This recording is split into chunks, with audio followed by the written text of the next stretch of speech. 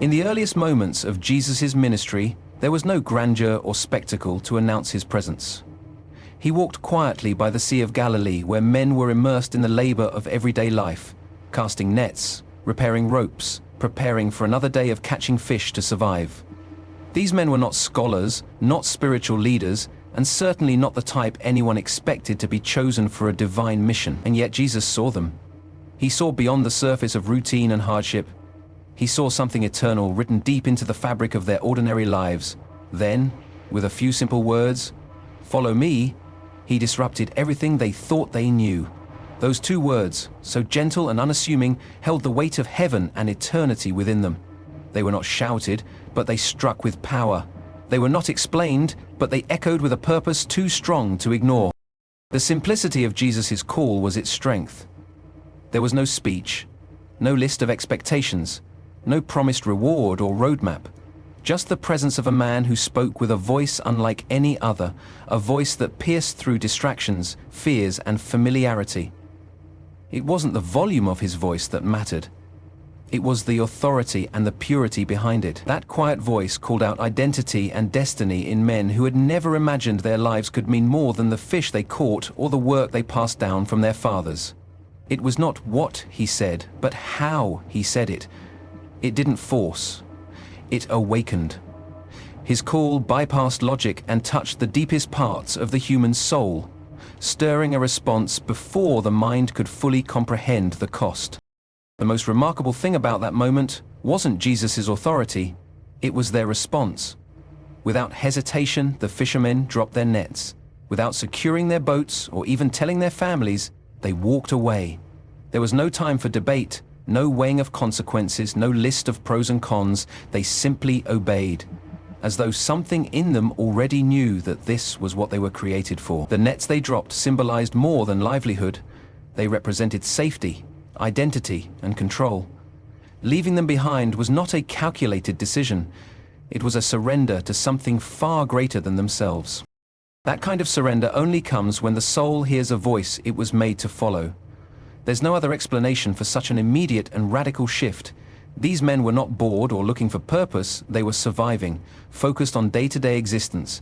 And yet, when Jesus spoke, it awakened a dormant hunger in them, a longing they may have never admitted, even to themselves. The call of Jesus didn't just interrupt their routine, it exposed the limits of the life they were living and offered something deeper, more enduring and eternal.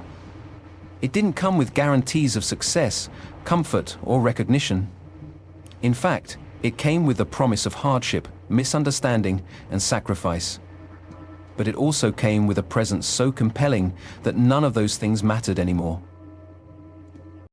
The call was not about convincing them with arguments or performing miracles to gain their trust. It was about a quiet authority that knew them completely and loved them fully. Jesus did not manipulate or pressure, he invited. And the invitation was so pure, so direct, and so true that it left no room for doubt. It reached into the very center of who they were and spoke to the person they didn't yet know they could become. That's the power of a divine calling. It makes you walk away from everything you know because your soul recognizes the one calling you. In that moment, the world shifted. History was set in motion not with a shout, but with a whisper. The kingdom of God didn't come with drums and banners, but with a man speaking into the still air of a lakeshore morning. And the response of those men, simple, immediate obedience, became the foundation upon which the entire Christian faith was built. Their yes to that quiet call changed the course of their lives, and through them, the course of the world. They were not chosen from palaces, synagogues, or seats of influence. The call did not go out to those clothed in prestige or wrapped in scrolls of religious scholarship. It went to the shoreline, to the scent of fish, to calloused hands, to sun-worn faces, ordinary men engaged in ordinary labor. The eyes of the one who called did not see them for what they were, but for what they could become. That was the beauty of the beginning. He saw more. Where others saw uneducated fishermen, Jesus saw pillars. Where others saw simple men with nets and boats, he saw voices that would one day shake nations. He saw leaders, martyrs, messengers, servants, not in the state they stood in, but in the potential waiting to be awakened within them. There is power in being seen, not simply looked at, but truly seen. These men had lived much of their lives unseen by the world, valued only for what they could catch or contribute. Their lives followed a predictable rhythm shaped by tides, markets, and survival. Yet when Jesus walked by, he looked beyond the grime and weariness and named something sacred. His gaze did not avoid their humanity, it embraced it. He did not look for what made them fit, he looked for what made them real. They were not extraordinary by status, education, or wealth. They were extraordinary because they were willing. The world seeks the most polished and the most prepared, but God's kingdom seeks the most available. These men had never been chosen before. They weren't the type to be called upon or selected for holy work, and that made the call all the more profound. For the first time, someone saw them not for what they lacked, but for what they carried inside them. Jesus didn't need them to be ready, he needed them to be willing to walk. And so they did, not knowing where it would lead, but knowing who they would follow. Their identity shifted, not through force or ceremony, but through presence. The presence of someone who knew who they were before they understood it themselves.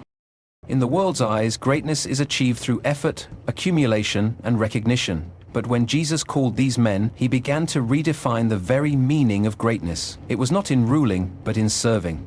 Not in gaining, but in giving. Not in being known, but in knowing him. These fishermen did not suddenly become spiritual elites. They were still flawed, still afraid, still full of questions. Yet their greatness lay not in their perfection, but in their pursuit. They became great not by ascending worldly ladders, but by walking dusty roads behind their rabbi, carrying nothing but faith.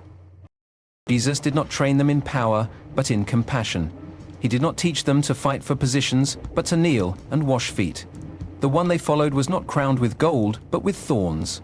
He modeled greatness not through commanding armies, but by feeding the hungry, healing the sick, touching the untouchable, and forgiving the unforgivable.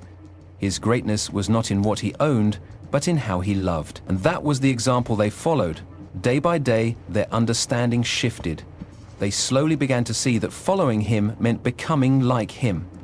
It meant emptying rather than filling, giving rather than taking, forgiving rather than condemning. Each lesson they learned was a challenge to the world's idea of greatness. When they argued over who among them was the greatest, he placed a child in front of them. When they longed for recognition, he spoke of the last becoming first. When they desired safety and control, he reminded them that even the Son of Man had no place to lay his head. They were learning that greatness wasn't loud, it was quiet. It wasn't celebrated, it was often hidden. It wasn't about climbing up, but about going low. This redefinition did not strip them of worth, it gave them true value. They began to understand that their greatness was not in how far they could go on their own, but in how close they could stay to him. It was not in crowds cheering their names, but in lives transformed by their obedience. They were being taught that a towel and a basin were greater than a throne, that breaking bread with the broken mattered more than sitting at a seat of honor, that greatness would one day look like carrying a cross, not wearing a crown.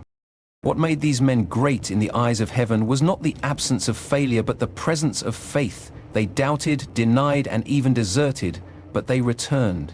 And in their return, in their surrender, in their love, they reflected the very greatness of the one they followed. They stood at the edge of everything they had ever known. Familiar nets, trusted boats, the rhythm of a life built on habit and necessity. The sea had always provided a kind of certainty, even if it wasn't easy. They knew how to cast, how to mend, how to wait. They had learned the seasons of fish, the tides of profit, the limits of their own strength. But in a moment, all that certainty was tested. A man they barely knew called them not with promises, but with a presence that defied explanation. "Follow me," he said, not as a question, not as a suggestion, but as a command wrapped in gentleness, pulsing with authority. And somehow, they obeyed. With no further information, they dropped their nets and walked away. They did not ask about the destination. They did not calculate the cost. They simply followed. There was no blueprint for what they were doing. No one had ever walked away from everything like this. Not for a teacher with no title, no army, no wealth. And yet, their response was immediate. They didn't even seem to hesitate. What was it that made them walk away from their boats, from their families, from everything that had defined them up to that point? It wasn't logic. It wasn't persuasion. It was something deeper, something in that voice that called them into a story bigger than they'd ever imagined. Their obedience wasn't rooted in strategy, it was rooted in trust. Not the kind of trust that comes from years of experience, but the kind that rises instinctively when your soul recognizes something eternal in the presence of another. They walked away from what the world would call security. Those nets were their income, those boats were their inheritance. They weren't walking into promotion, they were walking into mystery. They weren't upgrading their lives, they were surrendering them. And that is the essence of true faith. Not the kind of belief that operates in the safe zones of comfort and calculation, but the kind that risks everything for something unseen but deeply felt. They were not promised wealth or status. They were not told they would be famous or even understood. All they had was a voice, a face, and the unshakable sense that following him would change everything, even if they didn't yet know how. Their decision wasn't merely symbolic, it was practical, physical, and permanent. Nets were dropped, boats were left behind. These were irreversible acts, choices that cut ties with the life they had known. They didn't bring the nets along just in case. They didn't ask to finish the day's work first. They responded with immediate and total surrender. That kind of decision can only be made when something bigger than reason grabs hold of your heart. That's what happened on that shoreline. The call awakened a courage they didn't know they had, a willingness to step into the unknown because of who was calling them into it. What they chose that day was not a job, not a role, not a title. It was a person. They followed Jesus not because he handed them a contract or outlined a mission. They followed because his presence demanded a response.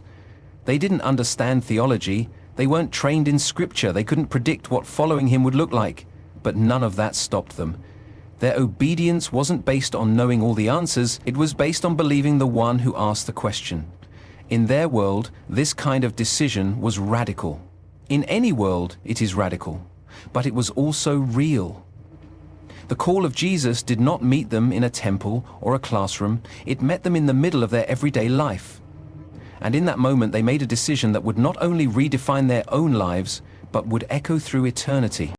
They weren't walking away because they were dissatisfied with their lives. They were walking away because they had just seen something worth leaving everything for. Their response was not delayed by fear or doubt, though surely both were present. Their hearts moved faster than their minds, and their feet followed the stirring inside them. They didn't follow an idea, they didn't follow a movement. They followed a man, and somehow, without knowing the end, they knew it was the beginning. The calling that echoed across the shore that day was not an invitation to a list of rules, rituals, or religious routines. It was a personal summons into relationship. It wasn't a scroll handed down from heaven or a sermon shouted from a mountaintop. It was a voice, human and divine, spoken directly to the heart. The men who heard it did not respond to theology or doctrine. They responded to a person. In Jesus, they encountered something unlike anything they had ever known. He didn't ask them to memorize laws or join a religious sect. He asked them to walk with him, to live with him, to know him. And as they followed, their lives were not conformed to a system, but transformed by his presence. He didn't draw them in with status, titles, or fear. His authority was not controlling, but comforting. It didn't push them down, it lifted them up. And through that presence, everything changed. These men had likely heard about God their whole lives, in synagogues, through traditions, through stories passed from generation to generation. But this was different. God was no longer a distant figure or a series of commandments. He was standing in front of them, speaking to them, calling them by name. This was not religion as they had known it. This was relationship. Personal, intimate, unshakable. As they walked with him, they discovered that knowing him was not about performance, but about proximity. He didn't judge them by how much they knew or how well they behaved. He ate with them. He laughed with them. He wept with them. He answered their questions and welcomed their doubts.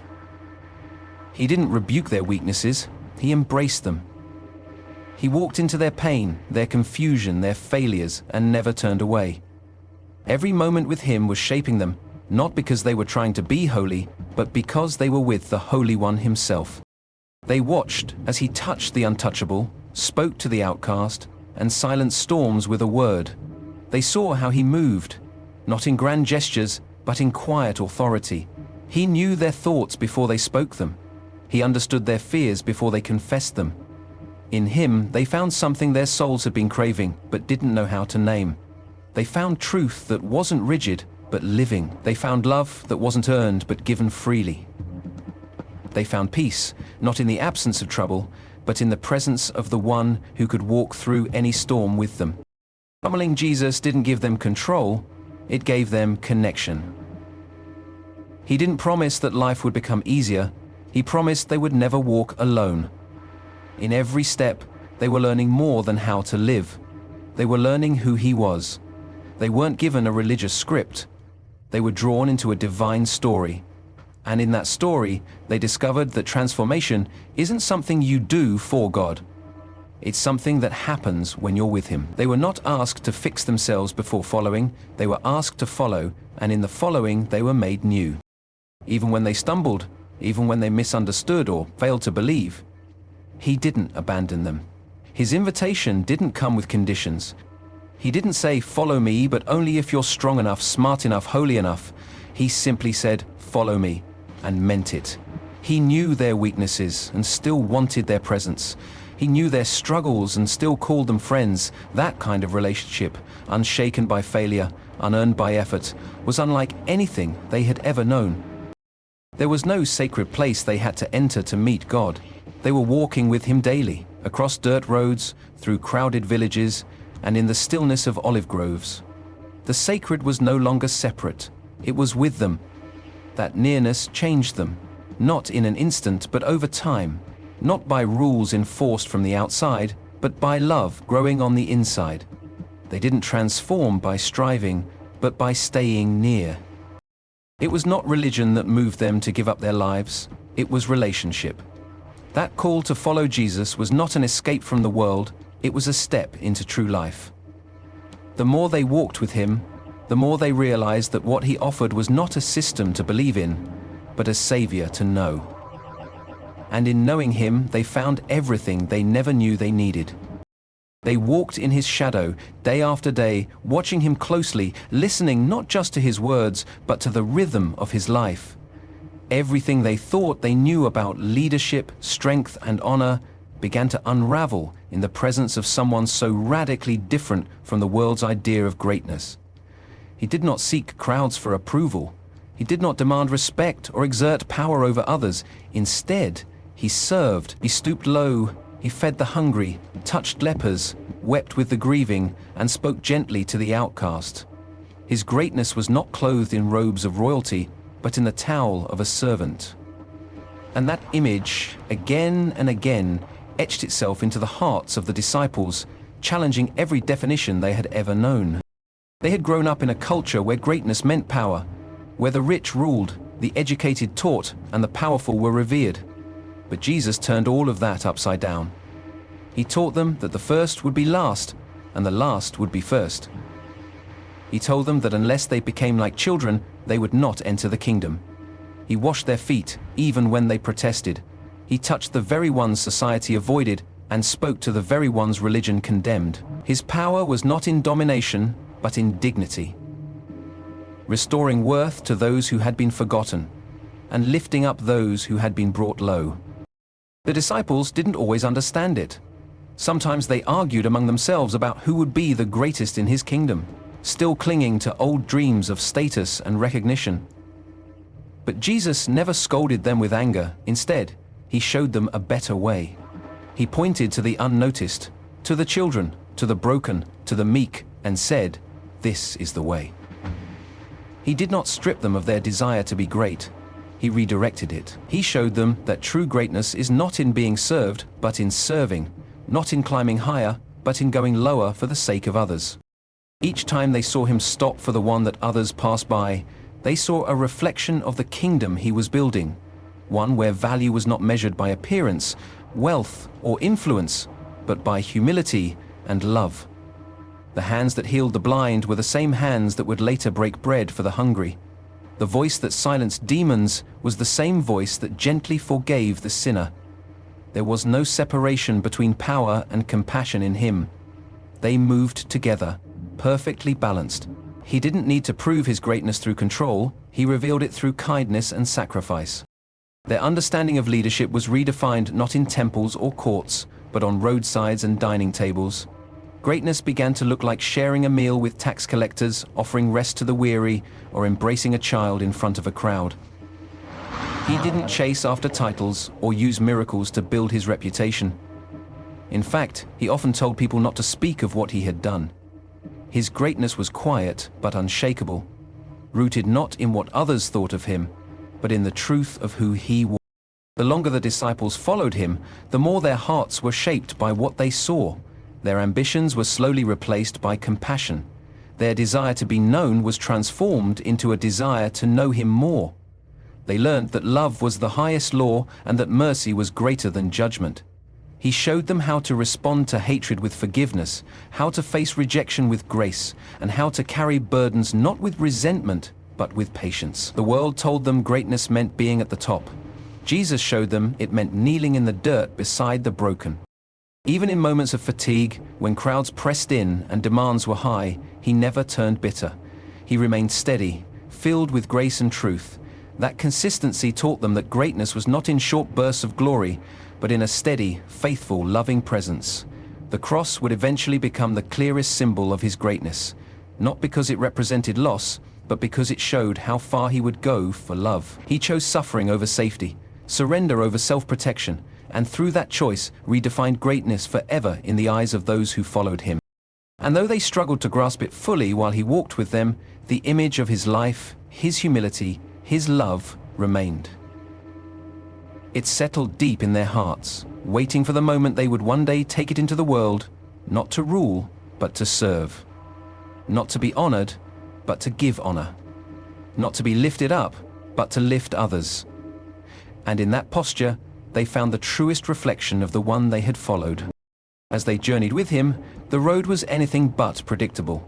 From dusty villages to stormy seas, from crowded marketplaces to quiet mountainsides, the path was filled with moments that tested and revealed the hearts of the disciples. They had said yes to follow him, but that yes led them through valleys they had not imagined. They encountered opposition, confusion, hunger, exhaustion, and even fear. At times the crowd cheered for him, at other times it turned away.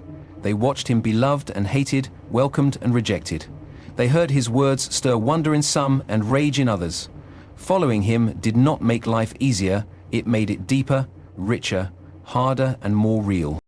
They were not shielded from difficulty. In fact, they were often pulled straight into the center of it. Storms came without warning. Once, in the darkness of the night, the sea rose violently while they sat in a boat, trembling with fear. These were fishermen, men used to the sea, yet even they were terrified. Jesus wasn't even panicked. He was asleep, and when they woke him in desperation, he stood and calmed the storm with a word. It wasn't just nature that he commanded, it was fear. In that moment, they realized that following him didn't prevent storms. It gave them someone who could speak peace in the middle of them. There were other trials, not just physical, but personal. They watched as the religious leaders questioned and accused him. They saw people turn away when his teachings became too difficult. They began to feel the weight of being aligned with someone who constantly challenged the norms of the day. Their own lives were threatened just by being close to him. And yet they stayed, not because they didn't feel fear, but because they had tasted something greater than safety. The miracles they witnessed, blind eyes opened, the dead raised, lepers cleansed, weren't just displays of power. They were signs that the kingdom he spoke of was real and breaking through the brokenness of their world. They also faced the discomfort of personal transformation. His words cut to the heart, confronting their pride, jealousy, and doubts. When they argued about who would be the greatest among them, he gently rebuked them and brought a child before them. When they wanted to call down fire on those who rejected him, he corrected them with patience. When Peter, full of confidence, declared he would never deny him, Jesus looked into his soul and predicted his fall, yet he never shamed them. Even in their weakness, he remained close, always pointing them back to truth. There were moments of incredible joy. They saw bread multiply in their hands. They saw demons flee at the mention of his name. They heard parables that stirred something in their hearts they couldn't explain. Children ran to him, the sick were made whole, the broken rejoiced.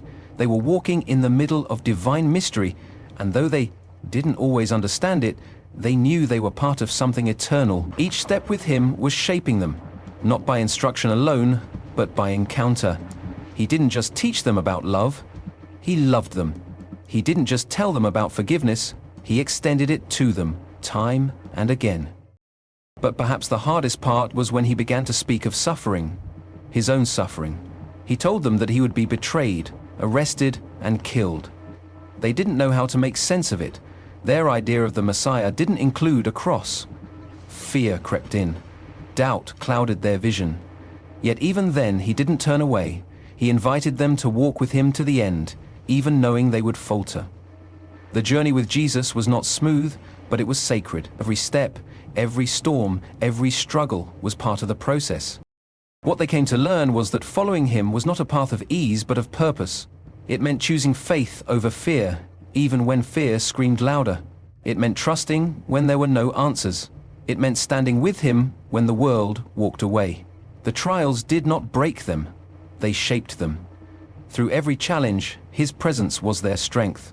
His peace became their anchor. And over time, they began to understand that true discipleship wasn't proven in the absence of trouble, but in their response to it. In every difficulty, he was revealing himself, and through those revelations, they were being transformed. They were not chosen because they had everything figured out. They were not selected for their perfection or spiritual qualifications. In fact, their stories were marked by missteps, doubts, failures, and fears. Peter was impulsive, often speaking before thinking. James and John were ambitious, asking for positions of honor beside Jesus. Thomas wrestled with doubt. Even after witnessing miracles and hearing divine truth directly from the source, they often misunderstood, questioned, and hesitated. But Jesus did not send them away. He did not wait for them to become flawless. He called them in their imperfection and shaped them through relationship, not performance. Their calling was not based on their ability to impress or meet a standard. It was based on their willingness to say yes. That yes didn't require a resume or a record of success. It only required open hearts and a readiness to walk, even if their steps were clumsy. Jesus was never intimidated by their weaknesses. He anticipated them. He expected the questions, the fear, the struggle, and still he invited them to follow. That was the power of his grace. It saw everything that was broken and called them anyway. His love was not conditional on progress. It was constant in presence. Time and again he gave them room to fail, not to shame them, but to teach them. When Peter began to sink while walking on the water, Jesus did not scold him. He reached out and lifted him up. When they failed to cast out a demon, he didn't reject them. He taught them what they lacked and gave them what they needed. When they fell asleep in the garden, when they fled at his arrest, when Peter denied him 3 times, he still came back for them. After the resurrection, he did not gather new disciples. He returned to the same ones who had abandoned him, reaffirming their place in his mission. Their surrender, not their perfection, is what defined them. They were not always strong, but they were present. They kept showing up. They asked hard questions. They brought their confusion. They allowed their hearts to be molded. Even when they got it wrong, they stayed near. That nearness mattered. In staying close, they were transformed. Jesus never required them to pretend. He welcomed their humanity, and in doing so, he showed them a love that changed them from the inside out. A love that didn't withdraw when they failed, but drew even closer. Following Jesus did not remove their flaws overnight. It was a process, a holy, patient process of becoming, and Jesus never rushed it. He knew their potential because he created it. He saw past their fear and into their faith, however small it was. And when their faith faltered, he stood beside them. When they misunderstood, he explained again. When they reached the edge of themselves, he carried them further. Their transformation wasn't forced. It flowed from the safety of being fully known and still fully loved. They learned that surrender wasn't about having no questions, but about trusting someone greater than the questions. It wasn't about having the right words, but about being willing to listen. It wasn't about being strong. It was about admitting their need. In that surrender, strength began to grow. Not strength that boasted, but strength that bent low. Strength rooted in grace, not pride. Through every misstep, they became more like Him. Not through striving, but through staying. Their lives became evidence that the call of Jesus is not about human greatness, but divine grace. That His invitation reaches into the cracks of every soul, into the mess of every life, and says, "Follow me." Not once, but again and again, through every season, every struggle, every turning point. Their faith journey was not a straight path. It was winding, full of hills and valleys. But in every place He met them. He loved them at their worst, and still believed in who they were becoming. Even after He ascended, and they were left to carry the message forward, they did so not as perfect men, but as men forever marked by mercy. Their stories remind us that God does not need perfect people. He uses surrendered hearts. That the power of His calling is not in how capable we are, but in how willing we are to say yes, over and over, even when we feel unworthy. And in that yes, He does the work of transformation. The voice that called out across the shore so many years ago still echoes in the hearts of people today. It isn't louder now, nor is it softer. It is just as personal, just as direct, just as full of purpose and love as it was when first spoken. That voice doesn't call the most powerful, the most prepared, or the most praised. It calls the willing. It speaks not just in churches or sacred spaces, but in the middle of everyday lives, in workplaces, in homes, in moments of silence and seasons of chaos. It is a call that reaches deep, beyond appearance, beyond noise, into the soul, where identity waits to be awakened. The same Jesus who walked the shores of Galilee still walks among us, not physically as He did then, but spiritually, through the stirring of our hearts and the unshakable sense that we were made for something more. He still says, "Follow me." Not with force, not with pressure, but with a presence so powerful it cannot be ignored. The call is not complicated. It's not a riddle to solve or a performance to master. It's an invitation to walk, to trust, to surrender. Not to a rule book, but to a relationship. And it doesn't require perfection. It never did. What it requires is the same thing it required of the first disciples, a willingness to leave what is familiar and step into the unknown with the one who knows everything. That call comes in different ways for different people. Sometimes it interrupts a moment of routine, a day like any other. Sometimes it comes in the middle of crisis or longing. Other times it's a quiet whisper we've been trying to ignore, but it won't go away. It speaks to students, laborers, parents, leaders, the broken, the searching, the skeptical, the tired. It isn't reserved for the worthy, because worthiness is not the requirement, openness is. Is Abraham? It is a call that meets us exactly where we are and offers us a path to where we are meant to be. And just like those first disciples, we often don't fully understand what we're walking into. We don't see the whole picture. We may still carry fear, uncertainty, hesitation. Yet the invitation still stands. It is not dependent on how ready we feel, but on how ready we are to trust. Every generation has its own excuses, its own distractions, its own reasons to delay. But the call is timeless, and it cuts through every one of them. It doesn't shout over the noise, it waits for a quiet heart. It waits for the moment we finally listen, not just with our ears, but with our soul. That voice still looks into the eyes of those who feel unqualified and says, "You are enough because I am with you." It still sees purpose in places the world overlooks. It still chooses the least likely and does the impossible through them. The same power that walked the earth then walks with us now, not in buildings made of stone, but in hearts made willing. The journey He offers is not always easy, but it is always good. It stretches, it refines, it transforms. It calls us out of comfort and into mission, not always across the world, but often right where we are, in the places and relationships that matter most. That same voice doesn't just call once, it keeps calling. When we drift, it calls us back. When we fail, it calls us forward. When we feel lost, it calls us by name. It never gives up, it never grows tired, And in every season of life, youth, middle age, old age, it invites us into more. More of Him. More of what we were made for. More than this world can offer. The call isn't just about direction. It's about becoming. It's not just about following footsteps. It's about being changed by the one we follow. In a world full of noise, confusion, and competition, this call is different. It doesn't demand attention. It commands it through love. It doesn't seek to control. It seeks to set free. It doesn't promise the absence of hardship. It promises the presence of peace. That's what makes the call so powerful.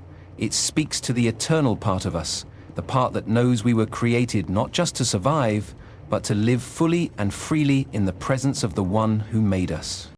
And just like the first disciples, we are given a choice. A voice still speaks, a hand still extends, a journey still awaits. The call is still being made, and all it asks is that we follow.